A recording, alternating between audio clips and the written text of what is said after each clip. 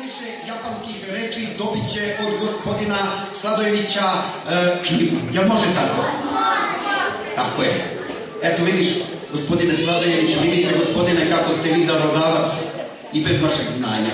A pesma ide ovako, stavite prstiće na čelo, pazite, pamtite. U Japanu zemlji izlazećeg sunca gde se riža uvek jede planski, svaki čovek priča, peva bunca, svako dete govori japanski.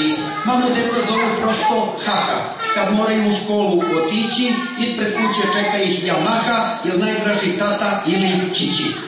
Na Yamahi već je brat Ototo, mlađa sestra koju zovu Ane, svi bi hteli s tatom pošto poto da prodaju cvetne i kebane. Baba Sobo zgrabila pak treger, deda Sofu drži babin ceger, na motoru familija pliva, svima viču dobar dan končiva. U Japanu učtivost baš prija i uči se strpljenjem polako, genki deska, kako ste komšija, hoćete li u školu ili kako. Japanci su narod prepun dara, karate ih štiti raznih zveri, kad ih sretneš kaži sayonara, dok ti nisu zviznuli majgeri.